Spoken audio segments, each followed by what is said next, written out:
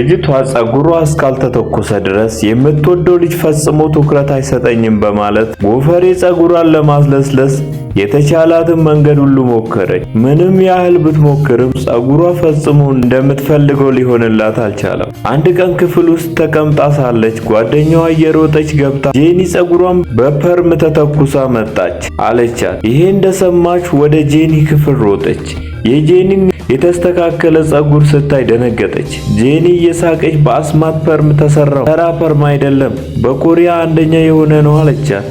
ልጅቷ ወዲያውኑ አድራሻውን ጠየቀቻት። ነገር ግን ዋጋው $50,000 መሆኑን ስትሰማ ደነዘዘች። ወደ ቤት ሄዳ የቆጠበችውን ገንዘብ ሁሉ አወጣች። ነገር ግን ስትቆጥረው $1,000 እንኳን አልሞላ። ተስፋ በመቁረጥ ጸጉሯን እንደምታልመው ሊሆንላት እንደማይችል አሰበች። ነገር ግን እድል ከእርሷ ጋር ሆና ጸጉሯን ልትሰራበት የፈለገችው ሳሎን የክፍል ጓደኛዋ እናት ቤት ሆኖ ተገኘ። በሚቀጥለው ቀን ከክፍል ጓደኛዋ ጋር ወደዛ ሄደች። እናቱ ፈገግ ብላ የልጄ እግር እስኪድን ድረስ ከተንከባከብሽው ጸጉርሽን በነጻ አስተካክልልሻለሁ አለቻት። ልጅቷም በደስታ ተሞላች። ሁልጊዜም ትምህርት ቤት ዘግይታ የምትመጣው ልጅ አሁን እሱን ለመውሰድ በየቀኑ በማለዳ መነሳት ጀመረች። በመንገድ ላይ ከባከበው ነበር። ትምህርት ቤትም አብራው ትቆያለች። ቀን ሲያልቅ ወደ ቤቱ ትሸኘዋለች። ለ20 ቀናት ሙሉ በሙሉ ተንከባከበችው። ልጁ በመጨረሻ ሲያገግም ምን እንደሚፈጠር ገምቱ።